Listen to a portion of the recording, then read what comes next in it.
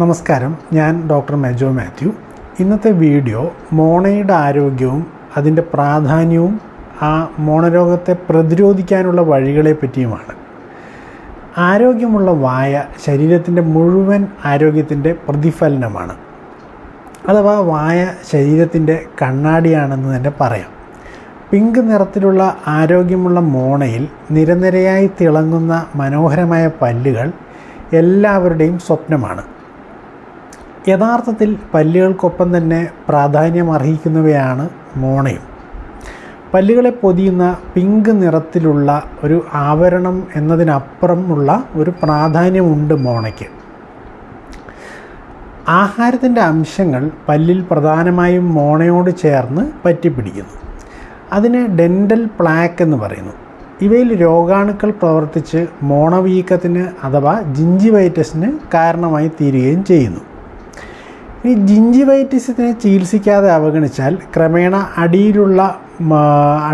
അടിയിലുള്ള എല്ലിനെയും ലിഗമെൻറ്റിനെയും അത് ബാധിക്കുകയും പെരിഡോണ്ടൈറ്റിസിന് കാരണമായി തീരുകയും ചെയ്യും. അപകടകാരികളായ പല ബാക്ടീരിയകളുടെയും താവളമാണ് രോഗഗ്രസ്തമായ മോണ. മോണരോഗത്താൽ ബാധിക്കപ്പെട്ട മോണ പല്ലിൽ നിന്ന് വേർപെട്ട് രൂപപ്പെടുന്ന വിടവുകൾ അഥവാ പോക്കറ്റ്സിൽ 400-ൽ പരം സൂക്ഷ്മജീവികളുടെ ബാക്ടീരിയ, വൈറസ്, ഫംഗസ് എന്നിവയുടെ ഒരു സങ്കേതമാണ്. ബാക്ടീരിയകളുടെയും അവയുടെ പ്രവർത്തന ഫലമായി ഉണ്ടാകുന്ന വസ്തുക്കളും രോഗബാധിതമായ മോണയിൽ നിന്ന് പുറപ്പെടുന്ന രാസവസ്തുക്കളും ശരീരത്തിൻ്റെ മൊത്തം ആരോഗ്യത്തെയും ബാധിക്കുന്നു. പ്രമേഹ രോഗികളിലും മോണരോഗങ്ങളിലും അനുബന്ധമായ പ്രശ്നങ്ങളും കാണാം. മോണരോഗങ്ങൾ ചികിത്സിച്ച് ഭേദമായി കഴിഞ്ഞാൽ ഇത്തരം രോഗികളിൽ രക്തത്തിലെ പഞ്ചസാരയുടെ അളവ് കുറയുന്നതായും കാണപ്പെടുന്നുണ്ട്. പ്രമേഹം ആർത്തിറോസ്ക്ലീറോസിസ് അഥവാ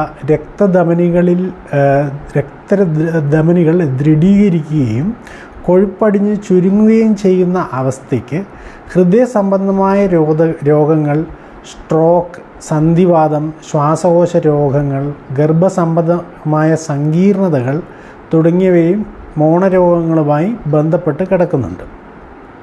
ഇനി ഇവയെ എങ്ങനെ പ്രതിരോധിക്കാം എന്ന് ചോദിച്ചു കഴിഞ്ഞാൽ, ജലദോഷം കഴിഞ്ഞാൽ മനുഷ്യരെ ഏറ്റവും കൂടുതൽ ബാധിക്കുന്ന രോഗമാണ് മോണരോഗം.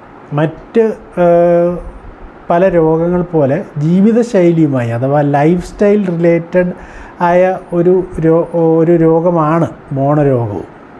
നിങ്ങളുടെ പല്ലുകളുടെയും മോണയുടെയും ആരോഗ്യത്തിന് ഏറ്റവും നിർണായകമായത് ദിനചര്യകളിലെ ഒരു ഭാഗമായ ബ്രഷിംഗ് തന്നെയാണ്.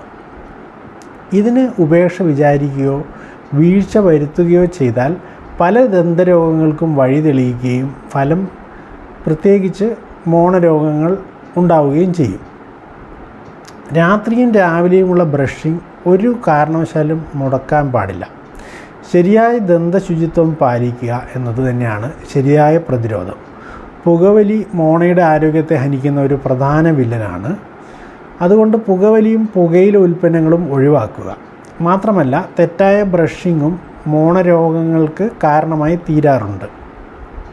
നിങ്ങളുടെ ഡെൻറ്റിസ്റ്റിനെ സമീപിച്ച് അത് ശരിയായ ബ്രഷിംഗ് രീതികൾ മനസ്സിലാക്കുകയും അവരുടെ ഉപദേശങ്ങൾ പാലിക്കുകയും ചെയ്യേണ്ടതാണ്. ഒന്ന് മനസ്സിലാക്കുക, ആരോഗ്യമുള്ള മോണകൾ ആരോഗ്യമുള്ള ജീവിതത്തിന് ആവശ്യമാണ്. Thank you.